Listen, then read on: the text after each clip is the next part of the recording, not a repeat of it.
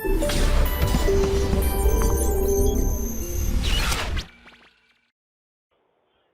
Everyone, मैं निपुण Mittal motion की तरफ से आज आपके सामने फिर नीट क्रैश कोर्स लेकर आया हूं। पहले के हमने बहुत सारे चैप्टर कर लिए हैं, आज हम लोग फिर एक नया चैप्टर शुरू करने वाले हैं जिसका नाम है इलेक्ट्रोमैग्नेटिक इंडक्शन। आशा करता हूं पहले के चैप्टर्स आप लोगों को बहुत अच्छे से समझ आए होंगे और आप लोग अपने क्वेश्चंस की जो प्रैक्टिस है उसको जारी रखते हुए अच्छे से पढ़ाई कर रहे होंगे, घर पे रहते हुए, बाहर नहीं निकल रहे होंगे। कोविड-19 का टाइम है, घर पे रहिए, स्वस्थ रहिए। और आज का जो चैप्टर है इलेक्ट्रोमैग्नेटिक इंडक्शन, आज हम लोग वो शुरू करते हैं। ठीक है, तो चलिए बिना ज्यादा बातें किए सबसे पहले आते हैं किस पे, फेराडेज लॉ पे। तो फेराडे ने क्या किया, कुछ एक्सपेरिमेंट करके देखे जिसमें उनके कुछ पर्टिकुलर ऑब्जर्वेशंस थे, उनके बारे में हम बात करेंगे।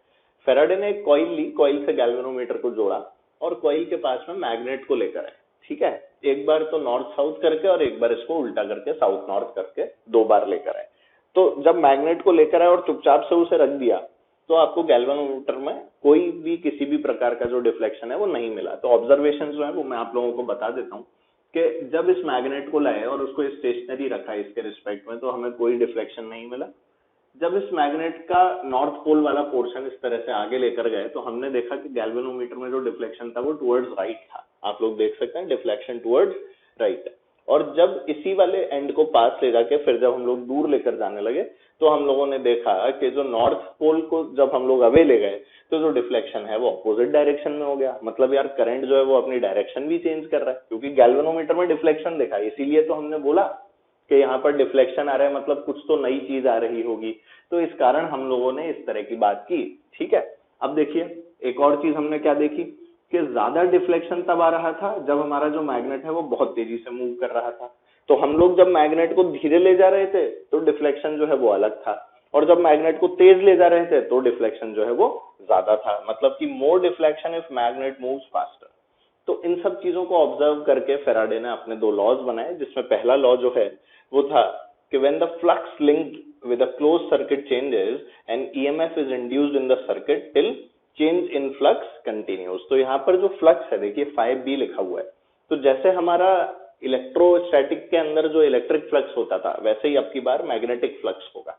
मैग्नेटिक फ्लक्स जो है जैसे इलेक्ट्रिक फ्लक्स होता था, number of magnetic field lines, वहां पर क्या हो गई इलेक्ट्रिक फील्ड लाइंस, और यहाँ पर क्या हो गई number of magnetic field lines crossing a particular surface. तो यहाँ पर वही वाली कहानी, फ्लक्स की बात कर रहे हैं। और जब ये फ्लक्स जो है ये किसी भी क्लोज सर्किट के अंदर जितना भी हमने फ्लक्स लिंक कर रखा है जब भी वो चेंज होगा तो उस सर्किट के अंदर एक ईएमएफ इंड्यूस हो जाएगा। And EMF is induced in the circuit till change in phi continues. मतलब जब तक आप चेंज इन फ्लक्स देते रहेंगे उस सर्किट में, तब तक उस वाले सर्किट के अंदर एक ईएमएफ जो है वो इंड्यूस्ड रहेगा। ठीक है, ऐसी बात की गई। दूसरे लॉ में इन्होंने बोला कि the magnitude of EMF induced is directly proportional to the rate of change of flux. मतलब जो ईएमएफ आता है अगर उस ईएमएफ का मैं मैग्नीट्यूड भी निकालना चाहूं तो वो मैग्नीट्यूड कैसे आता है कि वो डायरेक्टली प्रोपोर्शनल होता है rate of change of flux. मतलब कि जो ईएमएफ था उसकी वैल्यू थी d phi by D t. क्या वैल्यू थी उसकी, d phi by D t. और जो फ्लक्स था ये कौन सा था, मैग्नेटिक फ्लक्स। ऑलराइट, अच्छा फ्लक्स जैसे वहां पर हम लोग ई डॉट डी ए लिखते थे, यहाँ पर बी डॉट डी ए लिखेंगे। तो यहाँ पर फ्लक्स की वैल्यू आ गई B dot A equals to B A cos theta. इसमें थीटा जो है वो एंगल है किस किस के बीच में, मैग्नेटिक फील्ड और एरिया वेक्टर के बीच में। एरिया वेक्टर देखना अपने को अब बहुत अच्छे से आता है। और फ्लक्स के बारे में आपने बहुत सारी चीजें जब इलेक्ट्रोस्टैटिक सेकंड वाले चैप्टर पढ़ा था तब जरूर से पढ़ी होंगी। तो उस तरह के क्वेश्चन अब हम रिपीट नहीं कर रहे कि भाई ऐसे मैंने आपको मैग्नेटिक फील्ड लाइंस दे दी, ऐसे एक आप लोगों को कॉइल बना के दे दी तो बताओ कितना फ्लक्स आएगा। वैसे क्वेश्चन आप लोग करना बहुत अच्छे से जानते हैं। ठीक है, अब यही मान लो एन टर्न्स की बात करूं, वहां देखो वहां टर्न्स वंस की बात नहीं होती थी, यहाँ जो नई बात होगी वो जरूर बताऊंगा। तो जो मैग्नेटिक फ्लक्स ऐसे में आता है इफ एन टर्न्स हैं आपकी कॉइल के अंदर तो वो आ जाता है N B A cos theta. ठीक है भाई, बी ए कॉस थीटा तो था ही, बस एन टर्न्स के केस में कैपिटल एन से मल्टीप्लाई कर दो, आंसर आ गया। इस फ्लक्स की जो यूनिट है वो आपने सुनी होगी, वेबर होती है, या फिर आप इसे टेस्ला पर मीटर स्क्वायर की टर्म्स में भी बोल सकते हैं। और जो इसकी सीजीएस यूनिट है वो मैक्सवेल होती है, जिसमें 1 वेबर जो है उसमें 10 की पावर 8 मैक्सवेल होता है। ठीक है, वैसे तो आज तक इसके ऊपर कोई स्पेशली क्वेश्चन नहीं आया, पर ये यूनिट कन्वर्जन हमें पता होना चाहिए। 1 वेबर इज 10 की पावर 8 मैक्सवेल। ठीक है, अच्छे अच्छे साइंटिस्ट के नाम पे यूनिट जो है वो बना रखी है ना। तो देखिए जो ई इंड्यूस्ड है उसमें अगर मैं फ्लक्स की वैल्यू पुट कर दूं तो क्या बन जाएगा, N d phi B by D t. और अगर मैं इससे आई निकालना चाहूं तो आई होता है ई बाय आर, तो इसको आर से डिवाइड कर दो तो N by R d phi by D t हो गया। अब एक और चीज सोचो, इस आर को अगर आप ऊपर ले जाओगे, सॉरी इस डी को अगर आप लोग ऊपर ले जाओगे, बाकी टर्म्स यहीं छोड़ दोगे, तो ये बन जाएगा इंटीग्रल आई डी टी, और आई डी टी तो चार्ज होता है डी क्यू। तो अगर आप सोचें तो हम लोग चार्ज इंड्यूस्ड भी निकाल सकते हैं, हम करंट इंड्यूस्ड भी निकाल सकते हैं, और ईएमएफ का तो फॉर्मूला हमने सीखा ही था। तो इस तरह से जो फॉर्मूले हैं ये सारे के सारे फॉर्मूले मेरे को याद होने चाहिए। अगर ये फॉर्मूले याद हैं तो क्वेश्चंस हो जाएंगे, कंसेप्ट्स भी समझ में आ जाएंगे, क्योंकि ये सब इजी होता है। ऑलराइट, कोई बहुत टफ वाली कहानी यहाँ पर अभी तक नहीं देखने को मिली है। जब टफ कहानी आएगी तो मैं बताऊंगा कि ये कहानी टफ है, इसको समझ लो अच्छे से। अब देखिए बारी आई किसकी, लेंज लॉ की। असली में जो डायरेक्शन है उस डायरेक्शन ऑफ करंट के लिए हम लोग लेंज लॉ को काम में लेते हैं। अब देखिए किस तरह से काम में लेते हैं, ध्यान दीजिएगा। हमें ये तो पता लग गया कि डायरेक्शन जो है, हमें मैग्नीट्यूड मैग्नीट्यूड की बात तो है, चलो वो तो हम लोग करते रहेंगे। तो जो डायरेक्शन ऑफ आई इंड्यूस, जो डायरेक्शन ऑफ इंड्यूस करंट जो होगा वो इस प्रकार से होगा that it opposes the cause that has produced it.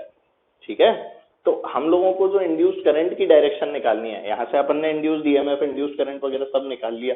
अब जो इस इंड्यूस्ड करंट की डायरेक्शन है वो कैसे निकालूं, तो इंड्यूस्ड करंट की डायरेक्शन निकालने के लिए हम लेंज लॉ काम में लेते हैं, which is basically conservation of energy. ठीक है, कैसे है क्या है वो सब चर्चा अपन क्लासरूम कोर्स के अंदर करेंगे जब तुम क्लास के अंदर आओगे। अभी बस सुन लो कि लेंज लॉ जो है it is based on the conservation of energy, और ये बोलता है कि direction of induced current is such that it opposes the cause that has produced it. मतलब कि ये उसी को खत्म करने की कोशिश करता है जिसके कारण ये बेचारा पैदा हुआ था। ठीक है, मतलब जो इसके माँ बाप थे उन्हीं को मारना चाह रहा है, ऐसा करना नहीं चाहिए पर ये ऐसा ही करता है। और लेंज ने ऐसा ही लॉ दिया था, लेंज ने भी ऐसा कुछ नहीं किया कि माँ बाप को मारा, पर उसका नियम जो है वो ऐसा ही था। उसने ये बोला कि जिसने उसको बनाया ये उसी को खत्म करने के हिसाब से अपनी डायरेक्शन लेकर आता है। ठीक है, जैसे मान लो किसी चीज के बढ़ने के कारण आपके पास जो है वो करंट आया, तो करंट ऐसे आएगा जिससे कि वो चीज को बढ़ने से रोके या फिर उसको घटाए। समझ गए, तो ये तरीका है। तो फिर से पढ़ देता हूं, स्टेटमेंट इंपॉर्टेंट है, it opposes the cause that has produced it. ये उस कॉज को अपोज करता है जिसके कारण ये खुद बना है, और बनेगा किस कॉज के कारण, अभी हम लोग वो सब चीजें चेक कर लेते हैं। तो ई की वैल्यू जो है वो हो जाती है minus d by D t of N phi. Minus sign जो है वो लेंज लॉ के कॉरेस्पॉन्डिंग यहाँ पर लगाया गया है। ठीक है, अब देख फॉर एग्जाम्पल मैं अगर यहाँ पर बात करूं तो देखिए आपकी जो मैग्नेटिक फील्ड है वो अंदर की तरफ है और दिया हुआ है कि वो इंक्रीजिंग है, ये क्वेश्चन में गिवन है।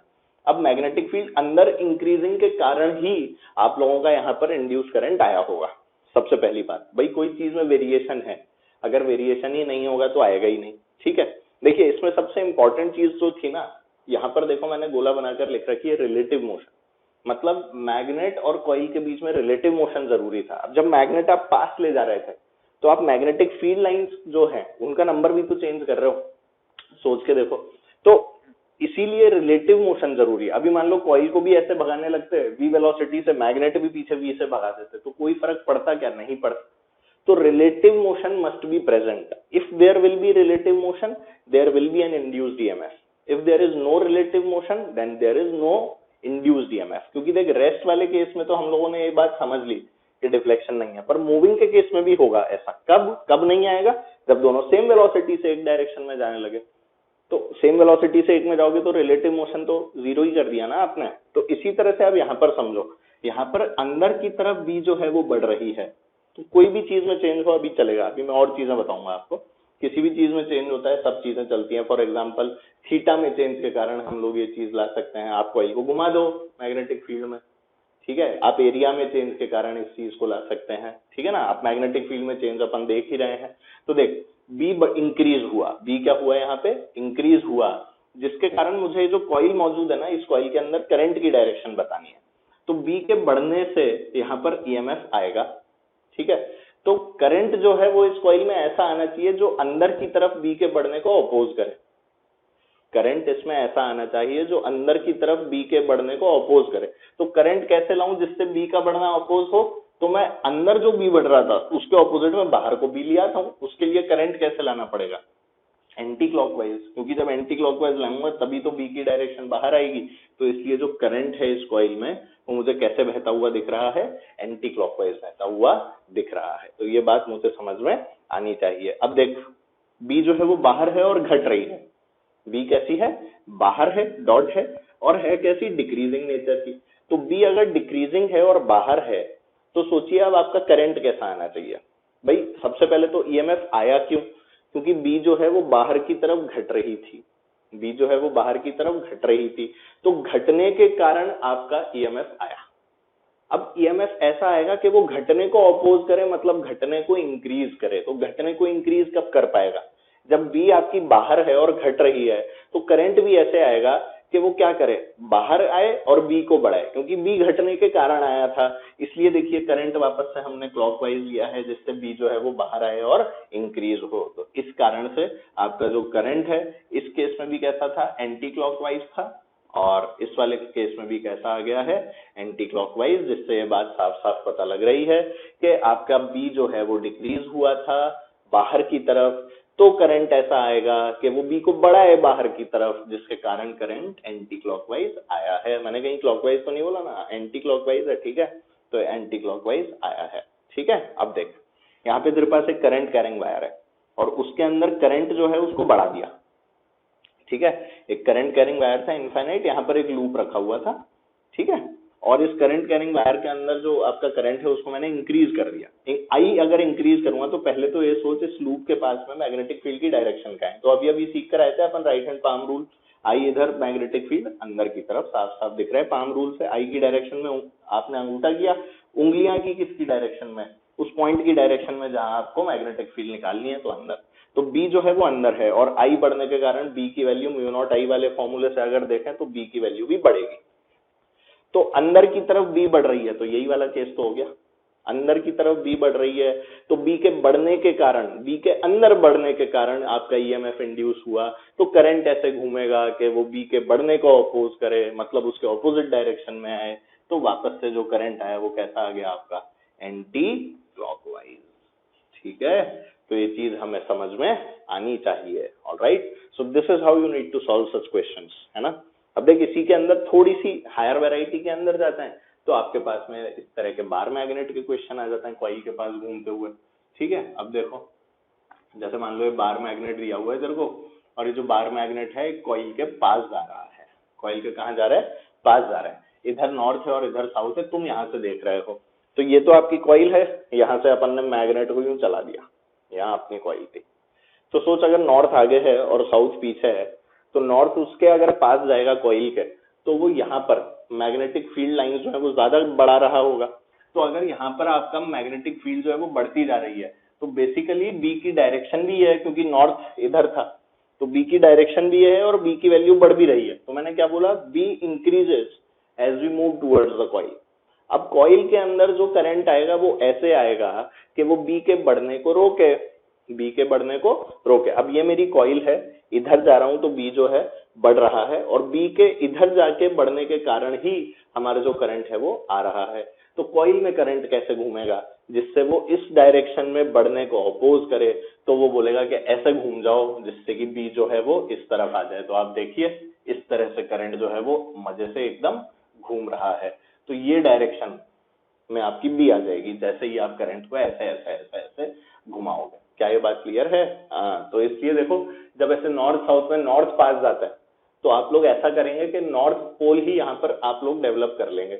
आप लोग यहाँ पर एक नकली सा मैग्नेट बना दो जिसमें नॉर्थ साउथ को पीछे से चला दो, ठीक है। तो वो ऑपोजिशन डेवलप करना है, इस कारण से ये एक शॉर्ट ट्रिक है जिससे आप इसको समझ सकते हैं। बाकी ऐसी कोई दिक्कत नहीं है, आपको वैसे ही समझ में आ गया होगा, मैं जानता हूँ। ठीक है, अब देखो इस वाली चीज को, अब की बार नॉर्थ इधर है साउथ इधर है, और ये जो मैग्नेट है ये दूर जा रहा है। ध्यान से, नॉर्थ इधर है साउथ इधर है और मैग्नेट जो है वो दूर जा रहा है। अब मैग्नेट के दूर जाने के कारण बी जो है वो डिक्रीज हो रही है, आपका साउथ पोल दूर चला गया, बी जो है वो कैसी होती जा रही है, अब डिक्रीज होती जा रही है। अब अगर बी आपकी डिक्रीज हो रही है और डायरेक्शन इधर है, भाई बी का डायरेक्शन इधर है और हो क्या रही है, डिक्रीज। तो when B is decreasing in this direction, तो करंट कैसा आएगा कि वो बी को बढ़ाए इसी डायरेक्शन में, तो वापस बी को बढ़ाने वाला करंट, तो आप देखिए करंट जो है वो सेम डायरेक्शन में आ गया। तो this is how you need to solve such question. मैंने मतलब हर वेराइटी तो ऑब्वियस है क्रैश कोर्स में हम नहीं करेंगे, पर समझने की कोशिश करें कि किस तरह से इन वाले क्वेश्चंस को फ्रेम किया गया है।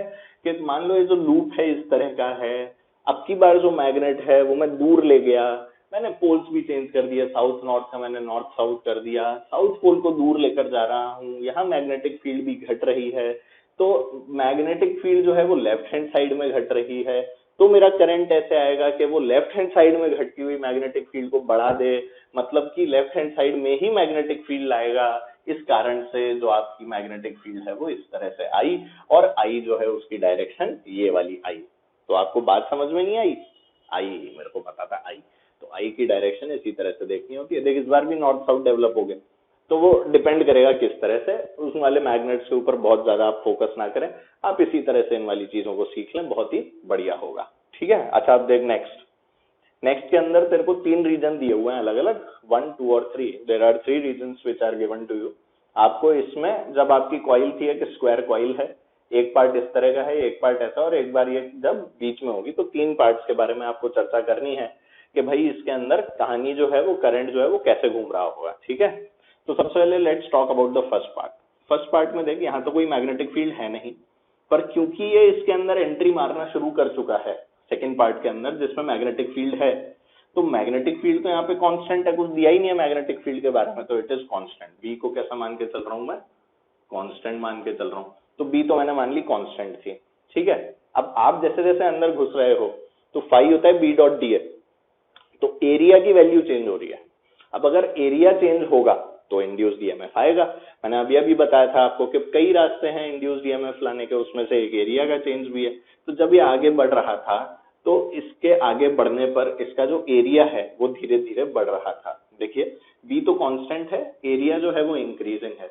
एरिया अगर बढ़ेगा तो फाई भी बढ़ेगा, phi equal to B dot d A. B तो कांस्टेंट है, एरिया बढ़ा दिया तो फाई भी बढ़ा। अब फाई कहां बढ़ा? अंदर की तरफ बढ़ा, क्योंकि यार बी जो है वो अंदर है, तो एरिया वेक्टर भी इसी तरह से लेना पड़ेगा, है ना।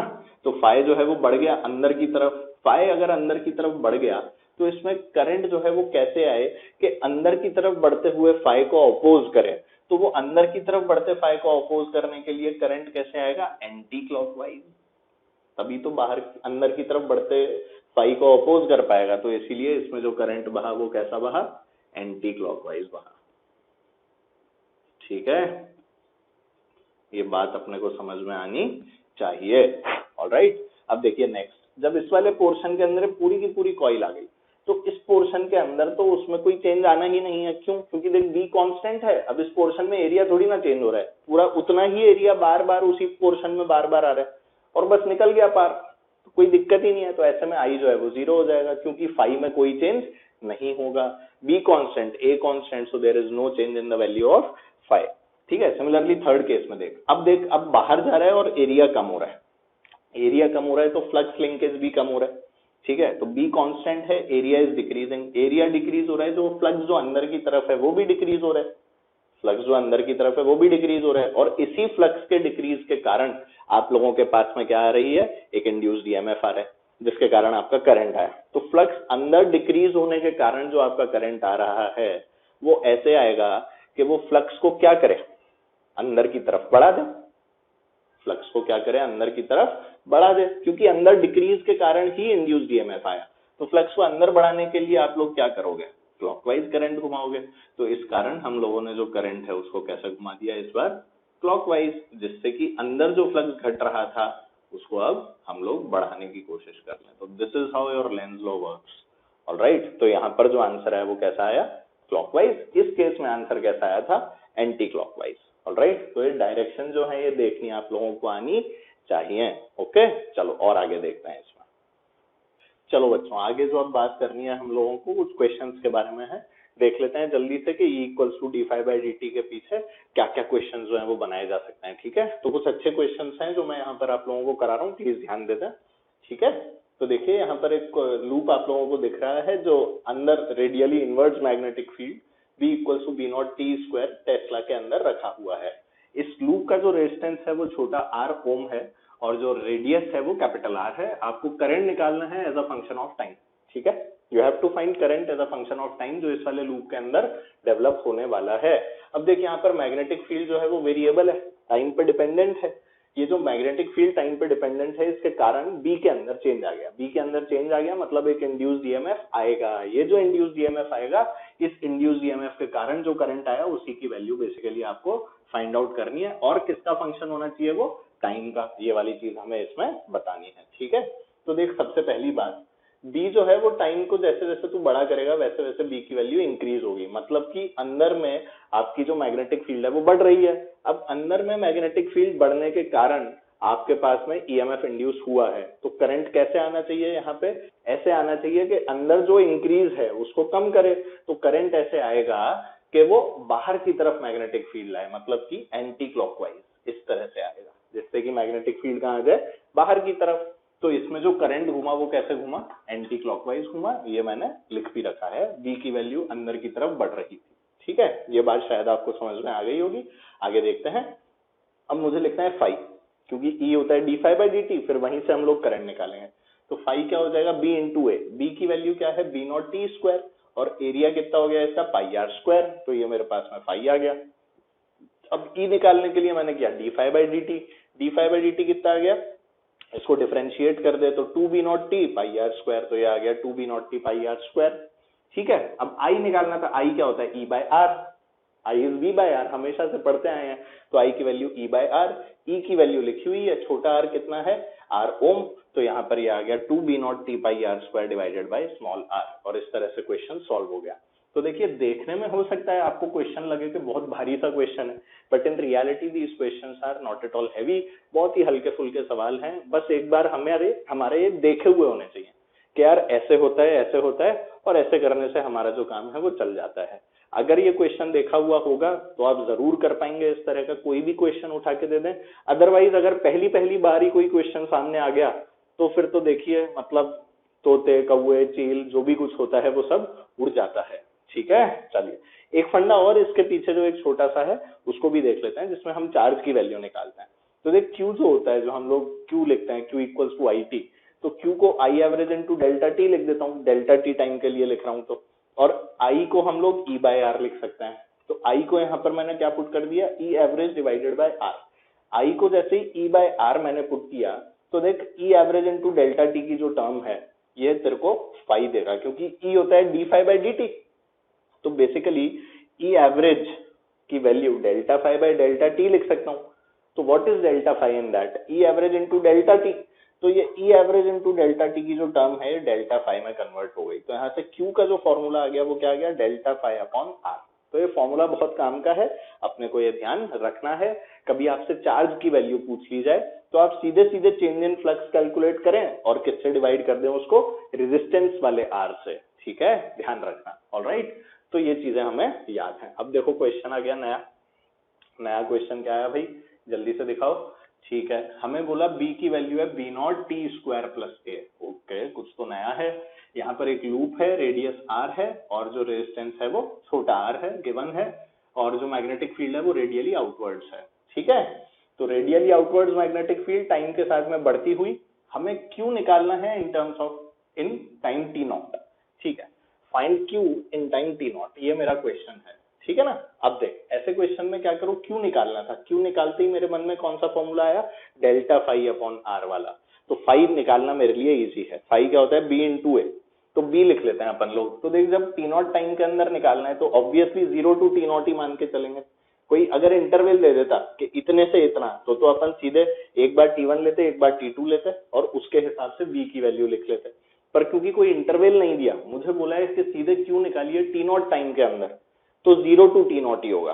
तो ऐसे में फाई वन जो है वो t इक्वल्स टू 0 की कंडीशन होगी, इसलिए t इक्वल्स टू 0 यहाँ पर पुट कर दो फाई वन निकालने के लिए, ठीक है। तो t 0 अगर मैं पुट करता हूँ तो b नॉट a बचता है मेरे पास, जो b की वैल्यू है।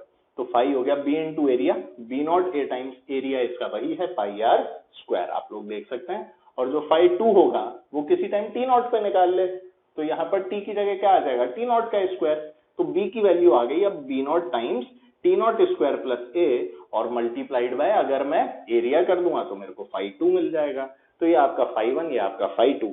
और Q क्या होता है, डेल्टा फाई अपॉन आर। अब देख, अगर ये फॉर्मूला याद नहीं होता तो ये क्वेश्चन मुझसे सॉल्व नहीं होता, ये बात एकदम पक्की है। तो Q की value delta phi upon R, delta phi की value B naught T naught pi R square divided by R. Delta phi मैंने ये माइनस ये करके निकाला है, तो ऐसे कोई डरने वाली बात नहीं है। आप देख सकते हैं यहाँ से टी नॉट बचने वाला है, ए वाली टर्म जो है वो कैंसिल होने वाली है, तो B naught T naught pi R square divided by R. ये आपके पास में चार्ज आ गया, कितने टाइम में, टी नॉट टाइम में। तो देखिए क्वेश्चन अगेन अलग अलग वेराइटी के क्वेश्चन, इसमें आप लोगों को करंट निकालना था, इसमें आप लोगों को क्यू निकालना है। अब देख थोड़ा सा अलग तरह का सवाल, ठीक है, मैं अलग अलग तरह की चीजें चेंज करके आपको ये बताना चाह रहा हूँ कि इंड्यूस्ड ईएमएफ कैसे आया और क्यों आया, ठीक है। तो देखो अब जो क्वेश्चन है इसमें बी कांस्टेंट है, बी नॉट उसकी वैल्यू है, और जो रेडियली आउटवर्ड्स आपकी मैग्नेटिक फील्ड है वही लूप है आपके पास में आर रेडियस, और स्मॉल आर उसका रेजिस्टेंस, ओमेगा से बेचारे को घुमा दिया गया है, ठीक है। तो अब क्या ऐसे ऐसे घूम रहा है ओमेगा से मैग्नेटिक फील्ड में, ठीक है। अब ओमेगा से अगर ये घूमेगा तो इंड्यूस्ड ईएमएफ आएगा, क्योंकि यहाँ पर हर बार एरिया जो है वो, एरिया वेक्टर अपनी डायरेक्शन जो है वो चेंज कर रहा है। तो phi equals to B dot d A जो हम लोग करते हैं उसमें एंगल चेंज होता जाएगा, और हमें क्वेश्चन के अंदर आई की वैल्यू निकालनी है as a function of time. तो you have to find I as a function of time, और ऐसा करने के लिए अब देखो टाइम का फंक्शन निकालना है, तो जीरो से किसी टी वैल्यू के ऊपर हमें जाना है। तो किसी टी वैल्यू के ऊपर अगर मैं कोशिश करूं और इसमें बी और ए के बीच का एंगल निकालूं, तो वो एंगल क्या होगा किसी टी टाइम में, अगर ओमेगा से घूम रहा है तो ओमेगा टी, क्योंकि मुझे याद है कि थीटा की वैल्यू क्या होती थी, theta is equal to omega T. तो जो हमारा थीटा है उसकी वैल्यू आ गई omega T. Alright, so the angle between B and A tiny time T can be given by omega times T, ठीक है ना। अब देख अगर ये एंगल तूने निकाल लिया है तो एंगल निकालने के बाद में फाई निकाल ले। फाई क्या होता है, बी इंटू ए, और थीटा तेरे को पता है ओमेगा टी, तो बी इंटू ए असली में बी डॉट डी ए होता है। तो when you do B dot d A, तो बी की वैल्यू तो बी है, ए की वैल्यू एरिया है, पर जब डॉट प्रोडक्ट लेगा तो कॉस थीटा भी आ जाएगा, ए बी कॉस थीटा होता है ए डॉट बी। तो देखिए फाई की वैल्यू आई B naught pi R square cos omega T, क्योंकि थीटा जो है वो ओमेगा टी के बराबर है, जिस कारण फाई जो है वो इतना हो गया। अब देखिए ये जो फंक्शन है इसे आराम से डिफरेंशिएट किया जा सकता है और इंड्यूस्ड ईएमएफ निकाला जा सकता है। तो जो ई की वैल्यू है वो आपकी D phi by D t आ जाएगी, कॉस ओमेगा टी का हो जाएगा आपके पास में ओमेगा बाहर आके sine omega T with minus sine, तो ये हो जाएगा आपका minus B naught pi R square omega sine omega t divide sine omega T. तो इस तरह से मेरे पास D phi by D t आ गया। कितना आ गया, कॉस ओमेगा टी का कितना हो जाएगा, omega sine omega T with minus sine, तो ये हो गया कितना, minus B naught pi R square omega sine omega T. Okay, तो ये आपकी इंड्यूस्ड ईएमएफ की वैल्यू आ चुकी है। अब देख साइन ओमेगा टी जो क्वांटिटी है तो यूनिट लेस है, बेसिकली रेडियंस के अंदर आएगा ये वाली क्वांटिटी, मतलब नंबर है। तो बचा हुआ जो पार्ट है इसकी यूनिट जो है वो ई के बराबर ही होगी। तो मतलब ये जो B naught pi R square omega लिखा हुआ है ये बेसिकली आपका ई नॉट है। ये क्या है आपका ई नॉट। ई नॉट का मतलब जो पीक वैल्यू है वो वाली value.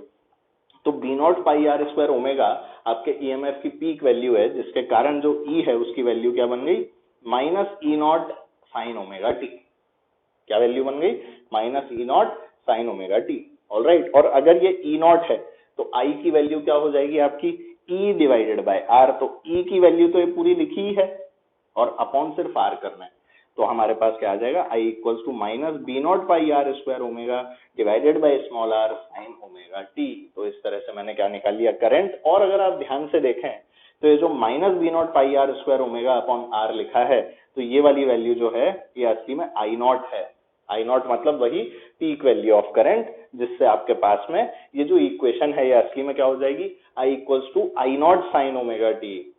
I equals to I naught sine omega T. तो अगर आप ध्यान से सोचोगे कि I equals to I naught sine omega t की इक्वेशन आ गई, तो इट मीन्स कि ये वो वाला क्वेश्चन है जिससे आपके घर पर जो सप्लाई आ रही है उस तरह की सप्लाई बन रही होती है। उसमें भी यही होता है, आर्मेचर कॉइल ही तो घुमाते हैं जनरेटर वगैरह।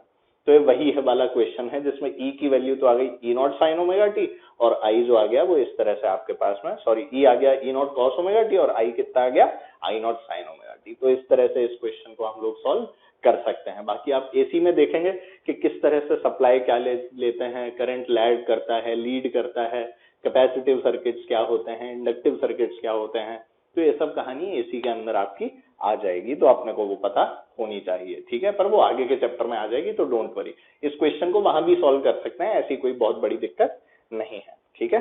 तो ये क्वेश्चन भी हो गया। तो अच्छे अच्छे क्वेश्चन हमने छांट छांट के कर लिए हैं, ओके। चलो नेक्स्ट टॉपिक जो है उसका नाम है मोशनल ईएमएफ। तो इमोशनल ईएमएफ नहीं है, इमोशनल ईएमएफ है। हालांकि इसको सॉल्व करते में कुछ लोगों के इमोशंस जो है वो बाहर आ जाते हैं, क्योंकि सॉल्व नहीं होता है, पर आज के बाद में सबसे सॉल्व होगा, इसलिए डरना नहीं है। तो देखिए मोशनल ईएमएफ के अंदर क्या हुआ, ध्यान दीजिए। आपके पास में एक रॉड है, और ये जो रॉड है इसकी लेंथ जो है लेट्स से वो एल है। एल लेंथ की ये जो रॉड है इसको हमने वी वेलोसिटी दे दी है, और एक यूनिफॉर्म मैग्नेटिक फील्ड के अंदर इसको रखा है जो रेडियली इनवर्ट्स है, ऑलराइट। अब देखिए रॉड को इधर को वी वेलोसिटी दे दी, तो लॉरेंस फोर्स याद है ना, उसके अंदर क्यू वी क्रॉस बी करते थे अपन लोग। तो जो upon Q we cross B करते थे उसमें वी इधर है, बी जो है वो अंदर है, तो फोर्स इस पे इधर लगेगा, ठीक है। तो इस रॉड के ऊपर जो क्यू वी क्रॉस बी वाली फोर्स है वो ऊपर लगी, तो आप देखिए रेड कलर से जो है मैंने क्यू वी क्रॉस बी को बता रखा है कि ऊपर की तरफ आपके पास मैग्नेटिक फोर्स जो है इस वाली रॉड पे लगने वाली है। अब देखो ये जो फोर्स लगी ऊपर की तरफ, अब याद कर इसमें क्यू जो है वो विद साइन पुट किया करते थे, यस सर करते थे। तो ये जो क्यू अगर विद साइन पुट करता था, तो जो आपके पॉजिटिव जो इसके अंदर चार्जेस हैं उनके ऊपर तो ऊपर को फोर्स लग जाएगा, पर इस रॉड के अंदर जो नेगेटिव चार्जेस या ऐसा बोलते हैं इलेक्ट्रॉन्स हैं उनके ऊपर तो फोर्स नीचे लगेगा। तो ऊपर की तरफ तो क्या होता है ना, पॉजिटिव चार्जेस अपना जमावड़ा कर लेते हैं, और नीचे कौन इकट्ठे हो जाते हैं तेरे पास में, नेगेटिव चार्जेस बहुत सारे इकट्ठे हो जाते हैं। और ये पॉजिटिव ऊपर और नेगेटिव नीचे इकट्ठे होने के कारण क्या होता है, यहाँ पर एक इलेक्ट्रिक फील्ड डेवलप हो जाती है, जो कि हायर पोटेंशियल से लोअर पोटेंशियल की तरफ रन करती है।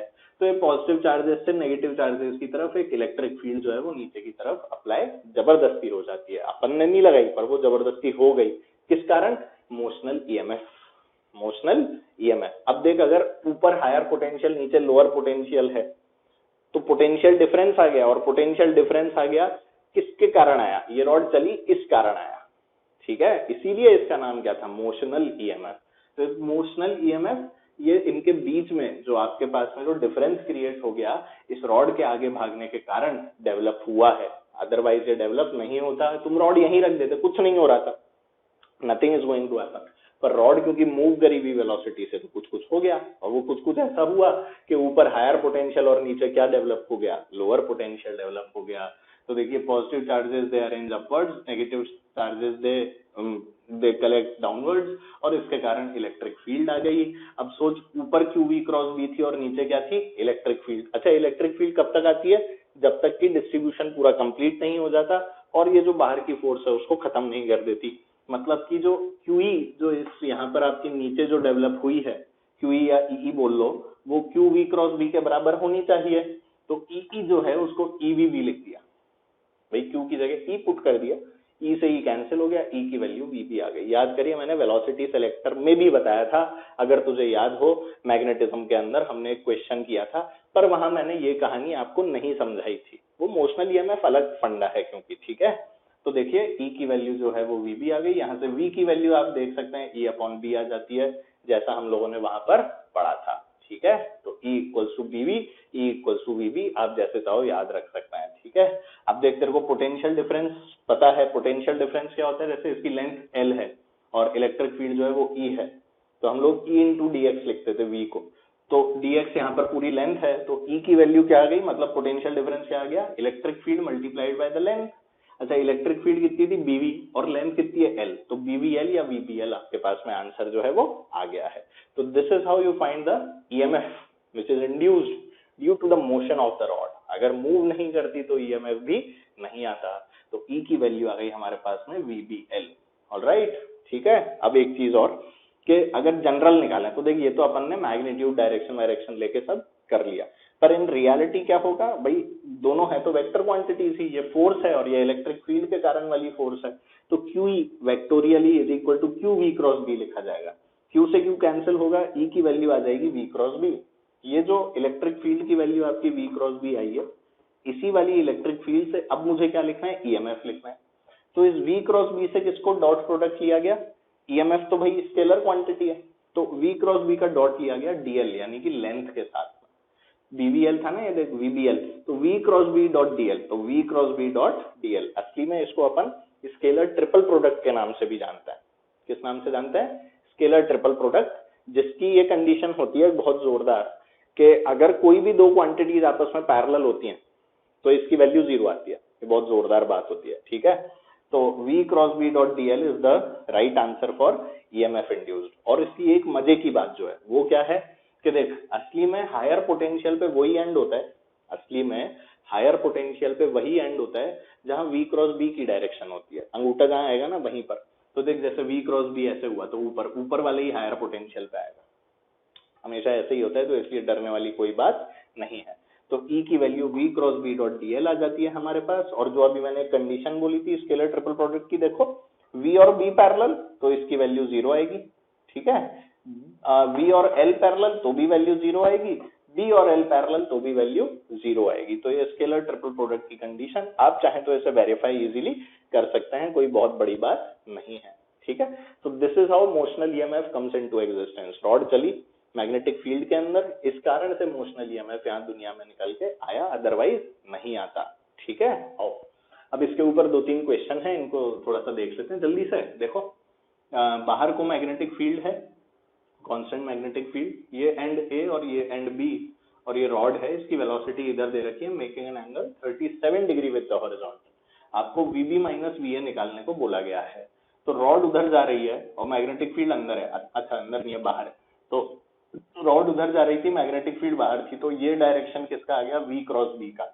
अब इधर V क्रॉस B आया तो B हायर पोटेंशियल पे होगा A से, क्योंकि B की तरफ इंक्लाइंड है, ऑलराइट। तो B is at a higher potential than B, ये B is at a higher potential than A, ये वाली बात मुझे पक्की हो गई। अब ये वाला एंगल जो है ये हॉरिजॉन्टल के साथ 53 होगा, क्योंकि वेलोसिटी के साथ तो ये 90 डिग्री ही बनाएगा, ये बात एकदम पक्की है। तो VB माइनस VA की जो वैल्यू अब मैं निकालूंगा वो वैल्यू क्या हो जाएगी? जो EMF अपन लिखते थे BVL, तो V cross B dot DL। तो cos थीटा की रिक्वायरमेंट है भाई, मेरे को डॉट प्रोडक्ट लेना है, और cos थीटा किस किस के बीच में? V क्रॉस B और DL। तो भाई लेंथ तो ये हो गई, आपकी रॉड की जो लेंथ है वो लेंथ तो ये वाली है, तो लेंथ इधर हो गई और V क्रॉस B इधर हो गया, तो इनके बीच का एंगल कितना हो गया? 53 डिग्री हो गया। तो अगर आपने 37 पुट कर दिया तो देखो गलत हो जाएगा, प्लीज ध्यान से, एंगल फिर से बोल रहा हूँ ध्यान से लेना है, तो बहुत दिमाग लगा के लेना। तो L इधर है, ठीक है, V क्रॉस B इधर है, तो इनके बीच का एंगल जो है वो 53 डिग्री है, ये वाली बात आपको समझनी होगी। इसलिए आपका जो आंसर है वो VBL cos 53 आया है। cos 53 3/5 होता है, तो VB माइनस VA कितना आ गया? 3/5 BVL, ऑलराइट। तो this is how you will solve the question always. V cross B निकालो, V क्रॉस B निकालने के बाद में देखो हायर पोटेंशियल लोअर पोटेंशियल, उसके बाद में लेंथ की डायरेक्शन देखो, एंगल निकालो लेंथ और V क्रॉस B के बीच का, उसको यहाँ पर पुट करो और उसके बाद आंसर निकालो, ठीक है। हमेशा ऐसे ही करना है। अच्छा, कई बार क्या होगा, ऐसे वायर ऐसा ना हो, रॉड ना हो कि मान लो ऐसे सेमी सर्कुलर वायर दे दिया, मुड़ा थोड़ा सा वायर दे दिया, तो ऐसे में वही वाला फंडा लगाना है जो हमने वहां L इफेक्टिव लगाया था ना, वैसे यहाँ भी L इफेक्टिव, इनिशियल और फाइनल पॉइंट को जोड़ दो, वही वाली लेंथ निकाल लो। तो सेमी सर्कल हुआ तो 2R वाली लेंथ ले लेना, तो वही कंडीशन सप्लाई करनी है, इसलिए L को मैंने यहाँ डिस्प्लेसमेंट वेक्टर की तरह लिख दिया है।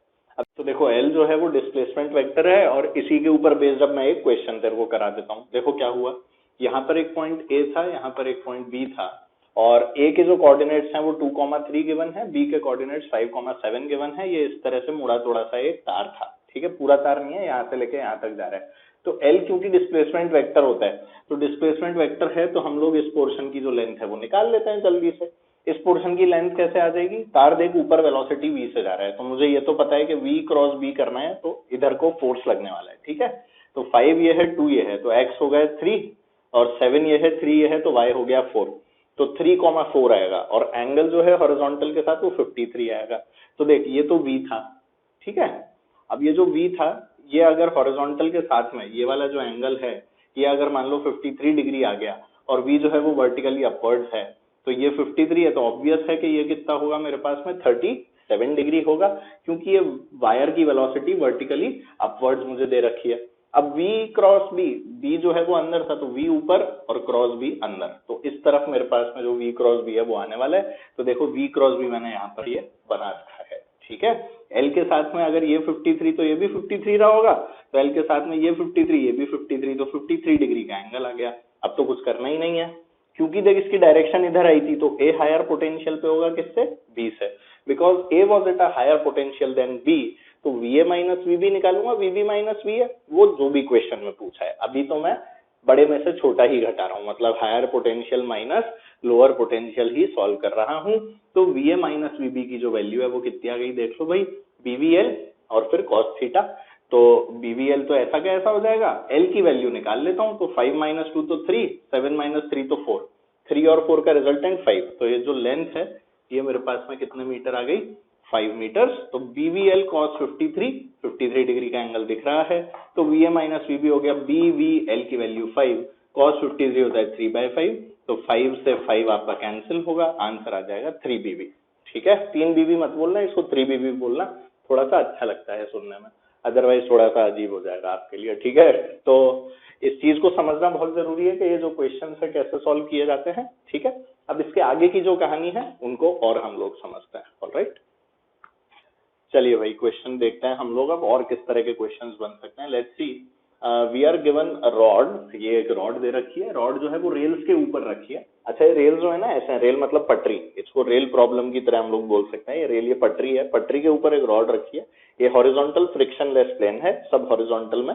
ठीक है, एक पटरी इधर है, एक पटरी इधर है, इसके ऊपर बीच में एक रॉड है, और ये रॉड जो है उसको वी नॉट वेलोसिटी से हमने आगे चला दिया है, यहाँ पे रेजिस्टेंस जो है वो आर लगा रखा है। ठीक है, एक कांस्टेंट मैग्नेटिक फील्ड है किधर, अंदर की तरफ, ये मुझे गिवन है।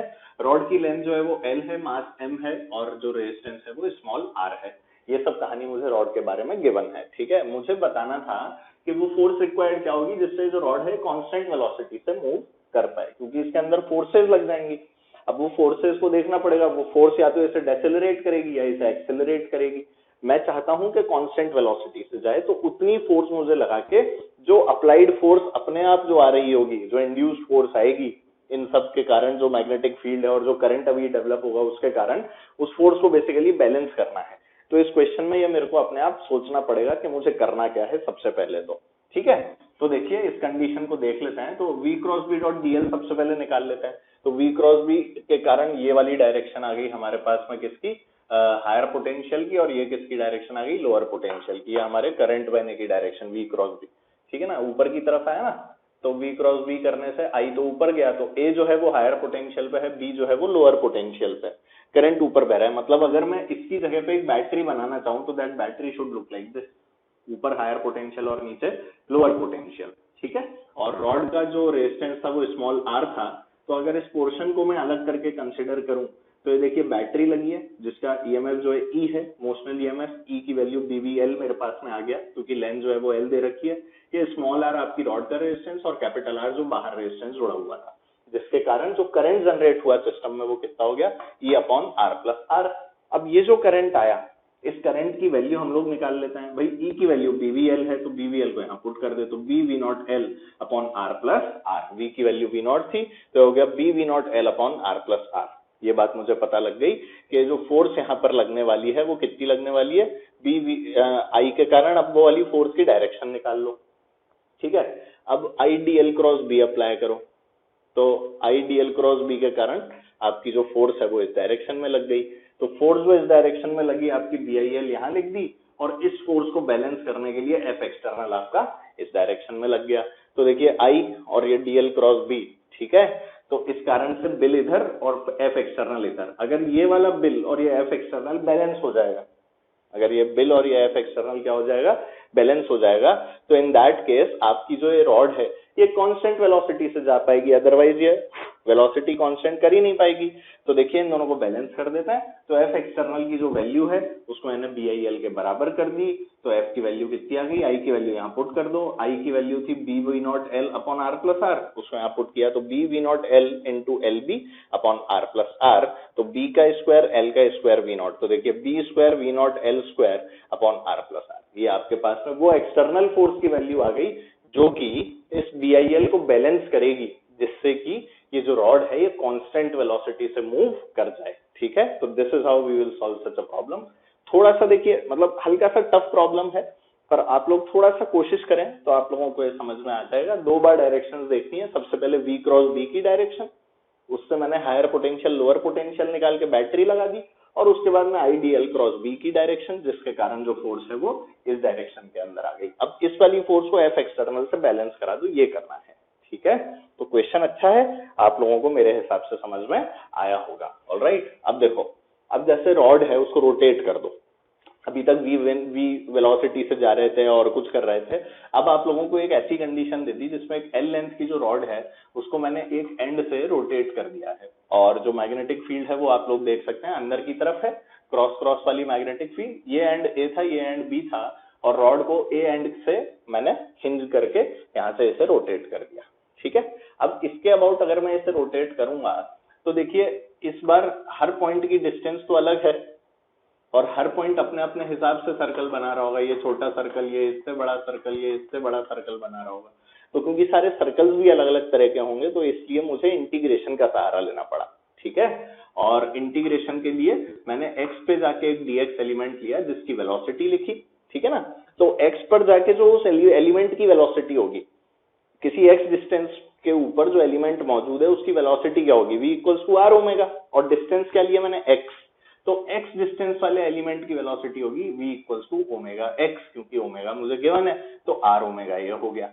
ठीक है, और e जो होता है, अब मेरे को छोटे छोटे e करके जोड़ने पड़ेंगे, तो e की वैल्यू क्या होती है जल्दी बता। e की वैल्यू अपन वही लिखते हैं v cross b dot dl, तो यहाँ पर क्या हो गया देख ले, e की वैल्यू हो गई b omega x dx, bvl ही लिखाऊं, क्या लिखाऊं मैं, BVL लिखाऊं, पर अब की बार जो तुम्हारे x की वैल्यू है उसकी जगह पर क्या आ गया यहाँ पर b, v और ये l। v की वैल्यू तुम्हारी ये देख ओमेगा x, और इस बार छोटी छोटी डिस्टेंस के लिए लिखना है, इसकी l क्या हो गया dx, और उस dx को मैंने इंटीग्रेट कर दिया 0 से लेके l तक। असली में ओमेगा x जो है ये आपकी v है, ओमेगा x के अंदर x जो है वो डिस्टेंस नहीं है, ओमेगा x पूरा का पूरा v है, ये देखो। तो BVL, L जो है वो इस dx के लिए लिखा हूं तो इसलिए dx, और इंटीग्रेट कहां से कहां तक कर दिया, 0 से लेके L तक। तो this is how I will write the motional EMF now, this is how I will define this E। Alright, तो इसको इंटीग्रेट कर ले, x dx का आ गया x square by 2, 0 to L था तो L स्क्वायर बाय 2, तो आंसर आ गया b omega L square by 2। ये आपका स्टैंडर्ड रिजल्ट, आपको याद भी रखना है, याद रहे तो बहुत अच्छा। अब देख इसको करने का छोटा और दूसरा तरीका, भाई यहाँ से सेंटर वाला पॉइंट ले लो, सेंटर ऑफ मास के अबाउट घुमा दो, तो v की वैल्यू l बाय 2 डिस्टेंस के ऊपर कितनी हो जाएगी, सीधे सीधे पता है omega l by 2, omega l by 2 put कर दो v की जगह पे, आंसर ये सीधा आ गया b omega l square by 2। क्योंकि यूनिफॉर्मली मैसिव रॉड लेते हैं, यूनिफॉर्म ही आप लोग मैग्नेटिक फील्ड लेते हैं।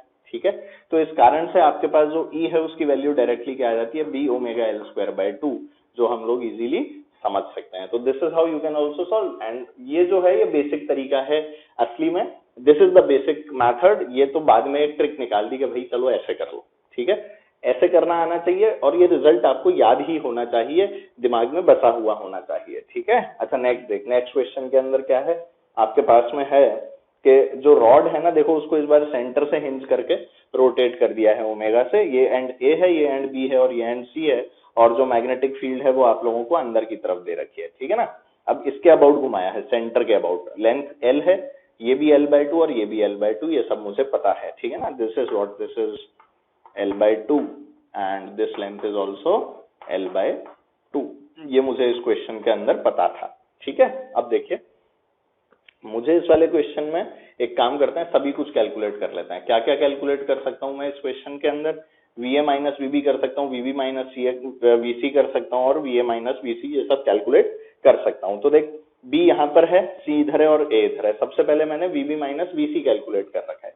तो if I talk about B and C, तो B जो है वो C के रिस्पेक्ट में अगर देखें तो वो तो सेट है, C जो है वो ऊपर जा रहा है, मतलब ओमेगा x अगर मैं लूंगा तो इस डायरेक्शन में लूंगा तो ये पोर्शन जो है इसकी वेलोसिटी ऊपर होगी। ठीक है, सिमिलरली अगर B के रिस्पेक्ट में A को देखूंगा तो A की वेलोसिटी जो है वो नीचे की तरफ होगी। ठीक है, तो जब यहाँ पर मैं b omega l square by 2 apply करूंगा इस स्टैंडर्ड रिजल्ट को, तो यहाँ l की जगह सीधे l बाय 2 पुट कर दूं, आंसर आ जाएगा, क्योंकि इस बार टोटल लेंथ क्या हो गई, l बाय 2, b से लेके c तक की। तो सीधे जो आंसर है वो कितना आ जाएगा, b omega l square by 2 में l की जगह पर l बाय 2 पुट कर दिया, तो मेरा आंसर क्या आ गया, b omega l square l by 2 का होल स्क्वायर अपॉन 2। इसी वाले एक्सप्रेशन में l की जो वैल्यू है वो l बाय 2 पुट कर दी, क्योंकि असली में जो हम लोग l लेते हैं असली में जो हम लोग एल यहाँ पर ले रहे होते हैं वो इफेक्टिव डिस्टेंस होती है आपके हिंज पॉइंट से लेके उस पॉइंट तक के बीच में, जिसके बीच का आपको पोटेंशियल डिफरेंस कैलकुलेट करना है। तो सीधे सीधे वीवी माइनस वीसी कितना आ गया, B omega L by two का स्क्वायर बाय टू, जो क्लियरली विजिबल है। आप लोग देख सकते हैं कि बी का पोटेंशियल ज्यादा है सी से। ये देखिए वही पाम रूल, यही right hand thumb rule apply करते हुए, तो वीबी माइनस वीसी आ गया B omega L by two का स्क्वायर बाय टू। सीधे डिस्टेंस ले लो, ठीक है। अब बी और ए को कंपेयर करो कि भाई बी और ए में अगर बात करूं तो क्या होगा। तो ये देख बी, अब ए जो है वो पॉइंट तो नीचे जा रहा है, ए कहाँ जा रहा है आपका नीचे, और ए अगर नीचे जाएगा तो वी नीचे और क्रॉस अंदर, तो बी है ना, बी जो है वो तो हायर पोटेंशियल पे आ गया। तो अगर V A minus V B लिखना है तो वो नेगेटिव आएगा, ये यहाँ पर सीखना था मुझे, ठीक है। देख बी के रिस्पेक्ट में ए जो है, बी ऐसे घूम रहा है, तो सी तो गया ऊपर, पर ए तो नीचे जाएगा ना यार। ए अगर नीचे जाएगा तो वी क्रॉस बी करेगा, तो इस डायरेक्शन में अंगूठा आएगा, इस डायरेक्शन में अंगूठा आएगा, तो बी का पोटेंशियल हायर हो जाएगा। किसके कंपैरिजन में, ए के कंपैरिजन में, ठीक है।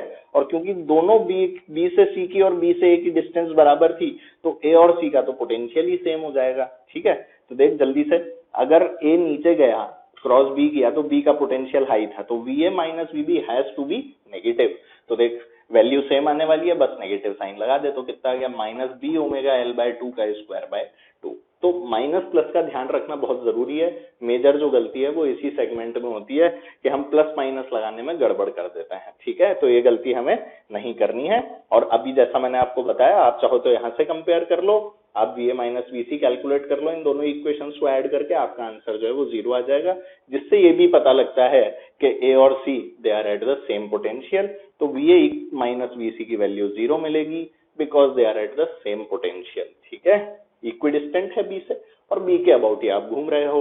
इस कारण से जो कहानी है वो ये है कि दोनों का पोटेंशियल सेम है, ठीक है। आइए नेक्स्ट इसके अंदर देखते हैं।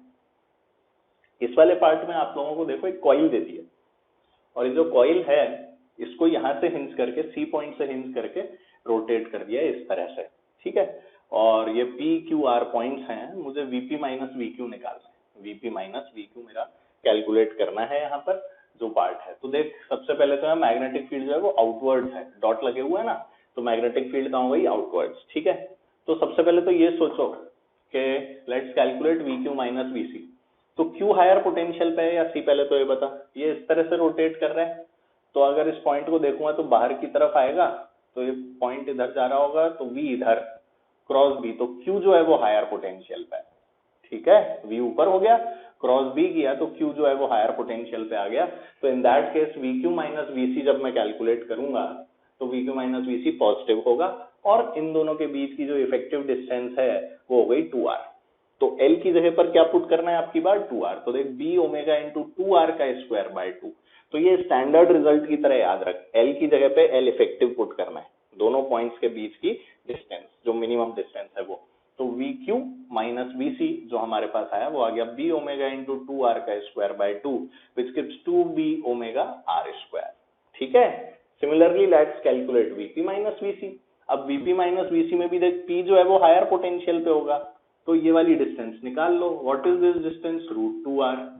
तो अगर ये डिस्टेंस √2r है तो जो हम लोग L है, L की जगह पर √2r पुट कर देते हैं, तो b ओमेगा इंटू √2r का स्क्वायर बाय 2, ये आ गया d ओमेगा आर स्क्वायर। और इन दोनों इक्वेशंस को घटा दो अगर यहाँ से, vp माइनस वीसी और vq माइनस वीसी आपस में घटाने पे आप vp माइनस vq इजीली निकाल सकते हैं। आंसर आ गया b omega R square minus sine के साथ, क्योंकि ये पता है कि Q का पोटेंशियल ज्यादा है P वाले पॉइंट से, तो इसमें से अगर Q घटाऊंगा तो आंसर नेगेटिव ही आएगा। तो VP माइनस VQ आ गया minus B omega R square, alright. तो इनकी कैलकुलेशन जो है इसीलिए इंपॉर्टेंट हो जाती है। इस तरह के क्वेश्चन आते हैं अगर, तो मुझे डरना नहीं है, ऐसे क्वेश्चन आए तो कैलकुलेट कर लेना है, not a very big deal, okay. चलो now let's talk about induced electric field. असली में ये इंड्यूस्ड इलेक्ट्रिक फील्ड होती क्या है इसको समझ लेता है थोड़ा सा, क्योंकि इंपॉर्टेंट कंसेप्ट है। चलो भाई ध्यान देते हैं। इंड्यूस्ड इलेक्ट्रिक फील्ड के अंदर क्या हुआ भाई कि आपके पास में एक मैग्नेटिक फील्ड दे रखी थी अंदर, और अंदर की तरफ बढ़ रही है, और एक कॉइल रखा हुआ था। तो बताओ जरा कॉइल में करंट का आएगा, एंटी क्लॉकवाइज आएगा, तो कई बार पढ़ चुके हैं हम लोग। अब देखो ये जो करंट आया इस चीज पर ध्यान देंगे। देखो फोर्स जो है इस करंट को लाने के लिए जो रिस्पॉन्सिबल है वो मैग्नेटिक फील्ड तो नहीं हो सकती, क्योंकि देख कॉइल तो चुपचाप पड़ी थी और जो हमारे पास में मूविंग चार्जेस के ऊपर तो आपकी मैग्नेटिज्म जो मैग्नेटिक फोर्स है वो लग जाती है, पर अगर देख मतलब मैग्नेटिक फील्ड जो है वो अप्लाई हो जाती है, पर यही अगर मैं स्टैटिक चार्जेस की बात करूं तो उनके ऊपर मैग्नेटिक फील्ड का कोई इंपैक्ट नहीं आता। अब यहाँ तो स्टैटिक चार्जेस थे और करंट आ गया। यहाँ चार्जेस कैसे थे, charges were static in nature and still there was current. तो मैग्नेटिक फील्ड अगर नहीं थी तो क्या था, तो लोगों को तो दो ही फील्ड पता थी, तो लोगों ने बोला इलेक्ट्रिक फील्ड थी। लोगों ने क्या बोला, इलेक्ट्रिक फील्ड थी, और इस कारण से हम लोगों ने एक नई इलेक्ट्रिक फील्ड को डेवलप किया जो कि एक बिल्कुल ही नई प्रकार की फील्ड थी। ठीक है, ऑल्दो वो फॉलो करती थी F इक्वल्स टू क्यू को, पर वो क्लोज लूप में एग्जिस्ट करती थी, जबकि जो हम लोग पहले इलेक्ट्रिक फील्ड पढ़ के आए हैं वो वाली इलेक्ट्रिक फील्ड कभी भी क्लोज लूप्स में एग्जिस्ट नहीं करती है। यहाँ जो इलेक्ट्रिक फील्ड आएगी वो क्लोज लूप्स में एग्जिस्ट करेगी। तो देखिए जो आई करंट आया था एंटी क्लॉकवाइज, इसी को समझाने के लिए हम लोगों ने एक नई इलेक्ट्रिक फील्ड मानी कि भाई here the force responsible for current is not magnetic field, therefore electric field must be there. और ये कहानी किसने बोली, मैक्सवेल साहब ने बोली। तो बात तो माननी ही थी क्योंकि मैक्सवेल का नाम बहुत बड़ा हो चुका था ऑलरेडी, और करंट के कारण ये जो करंट डेवलप हुआ इसका कारण उन्होंने बोला कि इलेक्ट्रिक फील्ड है, और क्योंकि वो चेंजिंग मैग्नेटिक फील्ड के कारण आई इसलिए उसका नाम था इंड्यूस्ड इलेक्ट्रिक फील्ड। क्या नाम था उसका, induced electric field. It came because of the changing magnetic field, इसलिए उसका नाम क्या रखा, इंड्यूस्ड इलेक्ट्रिक फील्ड। तो आप लोग अगर देखें तो देख करंट की डायरेक्शन अगर इधर है तो इलेक्ट्रॉन्स पे इधर फोर्स पड़ा होगा, पॉजिट्रॉन्स पे इधर फोर्स पड़ा होगा। तो F इक्वल्स टू क्यू अगर मैं बात करूं तो अगर मान ले प्लस क्यू या प्लस ई होता तो उस पर फोर्स इधर लगता, क्यू इधर रखा होता तो इधर लगता, इधर होता तो इधर, इधर होता तो इधर। तो असली में ये लूप नहीं बनाया है मैंने, असली में मैंने इलेक्ट्रिक फील्ड बनाई है जो गोल गोल घूम रही है। This is not a loop, this is not a loop, this is electric field. क्या है ये तो इलेक्ट्रिक फील्ड है भाई साहब, जिसको बनाया गया है। और जैसा कि साफ साफ दिख रहा है ये तो क्लोज लूप में है, और अगर ये लूप में है तो इलेक्ट्रिक फील्ड कैसे है, तो ये नई तरह की इलेक्ट्रिक फील्ड है, इसलिए इसका नाम क्या था, इंड्यूस्ड इलेक्ट्रिक फील्ड। ये कोई एरी गहरी इलेक्ट्रिक फील्ड नहीं, लूप में मिलने वाली नॉन कंजर्वेटिव नेचर की इलेक्ट्रिक फील्ड है, जबकि पहले हमारी कंजर्वेटिव वाली थी जिसमें इंटीग्रल E.dl अपन 0 नहीं लिख सकते, मतलब लिख सकते थे। अब यहाँ पर वो वाली चीज जो है वो 0 नहीं हो पाएगी क्योंकि क्लोज लूप में एग्जिस्ट कर रही है। ठीक है, तो देखो this field exist in loops and follows F equals to Q. Loops में भी रहती है पर follow F equals to Q को करती है, तो ये सबसे अच्छी बात थी इसकी। ठीक है, और सबसे ज्यादा मजे की बात, इसकी डायरेक्शन देखने के अंदर कोई नई कहानी नहीं करनी, जो तुम लेंज लॉ से करंट की डायरेक्शन निकालो ना वही वाली डायरेक्शन इस वाली इलेक्ट्रिक फील्ड की भी लिख देना, इसलिए आपने को बिल्कुल भी चिंता नहीं करनी है। जैसे मैंने लेंज लॉ पढ़ा, लेंज लॉ से करंट की डायरेक्शन ये आई तो इसी तरह से इलेक्ट्रिक फील्ड भी घूमेगी। तो देख लो इलेक्ट्रिक फील्ड का लूप भी जो है वो इसी तरह का आया है। ठीक है, तो बिल्कुल भी डरना नहीं है।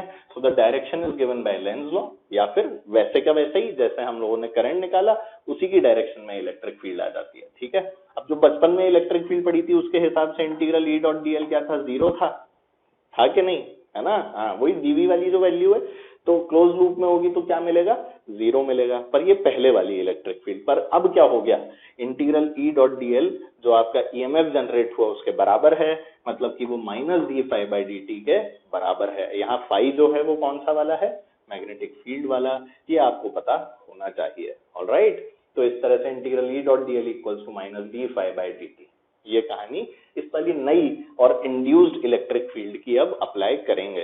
ठीक है, देखो बच्चों अब यहाँ ये जो आप लोगों को दिया हुआ है ना, इसके अंदर आपको एक ऐसा सर्कुलर पोर्शन दिया हुआ है जिसमें मैग्नेटिक फील्ड जो है वो कन्फाइंड है इसी वाले पोर्शन के अंदर। ठीक है, अब इस पोर्शन में मैग्नेटिक फील्ड कन्फाइंड है और ये r इसका रेडियस है। ये जो आपके पास मैग्नेटिक फील्ड थी ये r रेडियस के एक सिलेंडर जैसा समझ लो आप, अंदर की तरफ जा रहे हैं, एक हॉलो सेक्शन था उसके अंदर ऐसे मैग्नेटिक फील्ड है अंदर जाती हुई, उसका रेडियस जो है वो r है। तो ये जो सेक्शन दिया हुआ है आपको, इसमें अंदर के पॉइंट पे, सरफेस पे और बाहर के पॉइंट पे मुझे अगर इलेक्ट्रिक फील्ड लिखनी है तो क्या होगा। ठीक है, ये मेरे को कैलकुलेशन करनी है। तो देखो ये जो फॉर्मूला है ना अपना, integral E.dl equals to minus d∅dt, इसी को हम लोग अप्लाई करते हैं और फाई को B.da और लिख लेते हैं। जब फाई को B.da और लिख लेते हैं तो हमारे पास में तीन जो पोर्शन है, एक अंदर का, एक सरफेस पे और एक बाहर का। तो मैं अंदर का और बाहर वाले पोर्शन का आपको बता देता हूँ। और जो सरफेस पे है वो जनरल फॉर्मूले से हम लोग निकाल सकते हैं। तो अंदर में देख लीजिए, अंदर में जो इलेक्ट्रिक फील्ड आती है तो हम लोग का एक छोटा सा ऐसा सर्कल जो है वो फॉर्म कर लेते हैं, ठीक है। ये छोटा सा जो सर्कल है हमने फॉर्म किया है, इसकी जो लेंथ आएगी, इसकी लेंथ जो आएगी वो 2πr से आएगी। तो E डॉट dl के अंदर लेंथ तो मैं पुट कर दूंगा कितनी, 2πr, और जब फाई में B डॉट da लिखूंगा तो एरिया लिख दूंगा πr², और जब इसको सॉल्व करूंगा तो इलेक्ट्रिक फील्ड आ जाएगी मेरे पास r/2 dB/dt। अब देखो होगा क्या, आपको B जो है वो कोई फंक्शन ऑफ टाइम दिया हुआ होगा, क्योंकि ये जो मैग्नेटिक फील्ड अंदर दे रखी है ये चेंजिंग है। अगर ये मैग्नेटिक फील्ड चेंजिंग नहीं हुई तो ऑब्वियस है कि आप इलेक्ट्रिक फील्ड जो है इंड्यूस्ड वाली वो जनरेट नहीं करा पाएंगे। तो ये बी जो है ये किसी ना किसी टाइम का फंक्शन होगी, क्योंकि वो टाइम का फंक्शन होगी और चेंज हो रही होगी, इसी कारण से इलेक्ट्रिक फील्ड आएगी, अदरवाइज तो वो आती ही नहीं। तो इसलिए देखिए जो हमारे पास इलेक्ट्रिक फील्ड निकल के आती है अंदर के किसी भी पॉइंट के ऊपर, वो आती है r/2 dB/dt, जिसमें r जो है वो अंदर के किसी भी पॉइंट तक सेंटर से ली गई डिस्टेंस है। ऑलराइट, तो ये कहानी। अब देख r अगर ग्रेटर देन r हो गया, r अगर ग्रेटर देन r हो गया तो बाहर के पॉइंट पे चले गए। पर आप लोग जिस एरिया को कन्फाइंड मानते हो, जिस एरिया में आपकी मैग्नेटिक फील्ड कन्फाइंड है, उस एरिया को तो आपको πr² ही लिखना पड़ेगा, क्योंकि जब हम लोग फाई को B डॉट da लिखते हैं, फाई को क्या लिखते हैं, B डॉट da, तो एरिया तो उसी पोर्शन का आता है जिसमें मैग्नेटिक फील्ड होती है। पर लेंथ जो है वो अब बड़ा सर्कल जो है बाहर इसको कवर करता हुआ जो सर्कल बनेगा 2πr, उसकी लेंथ आएगी। तो हमने यहाँ पर जो लेंथ लिखी वो तो लिखी बाहर वाले की 2πr, और फाई में जो B डॉट da लिखा उसमें एरिया लिखा सिर्फ इसी पोर्शन का, क्योंकि इतने ही पोर्शन में आपकी मैग्नेटिक फील्ड मौजूद है। तो ये फंडा हमें पता होना चाहिए। तो इसलिए जो आपकी बार आंसर आएगा वो आंसर आ जाएगा E = r²/2r dB/dt। अगेन जो B है वो आपके लिए क्या है, किसी टाइम का फंक्शन है, आप उसको इजीली डिफरेंशिएट करके आंसर निकाल सकते हैं, ठीक है। अब इसमें क्या करो, r की वैल्यू को कैपिटल R पुट कर दो, सरफेस पे निकालना है तो सरफेस के लिए r की वैल्यू जब कैपिटल R पुट करेगा तो r/2 आ जाएगा। तो आंसर कितना बच जाएगा, r/2 dB/dt। तो this is what will be left. Alright, तो इस कारण से जब हम लोग इसकी सिग्निफिकेंस समझते हैं तो देख, जैसे अपन ने E वर्सेस R ग्राफ वहां पहले बनाए थे ना इलेक्ट्रो में, वैसे यहाँ भी बना सकते हैं। तो अगर मैं E वर्सेस R ग्राफ बनाने की कोशिश करूं तो देख, r लेस देन r के केस में तो डायरेक्टली प्रोपोर्शनल है छोटे r के साथ, और r ग्रेटर देन r के केस में it is inversely proportional to small r। तो पहले तो स्ट्रेट लाइन आ गई y = mx, और उसके बाद में इनवर्स प्रोपोर्शनलिटी आ गई, या फिर ऐसा बोल दो कि रेक्टेंगुलर हाइपरबोला आ गया, ठीक है। r = r के ऊपर तुम्हें वो वाला पॉइंट मिल गया जहां पर इसमें वेरिएशन आया, और यहाँ पर जो इसकी वैल्यू होगी वो कितनी होगी, r/2 dB/dt। तो this is how you will solve such problems. ये इसकी एक स्टैंडर्ड प्रॉब्लम है जो मुझे पता होनी चाहिए। ये स्टैंडर्ड ग्राफ है, इवन ये ओलंपियाड में भी एक बार पूछा गया है। तो ये चीजें मुझे यहाँ पर पता होनी चाहिए, जिससे कि मैं इन चीजों को सॉल्व कर पाऊं और अच्छे से समझ पाऊं, ठीक है। और आगे बढ़ते हैं इस चैप्टर में।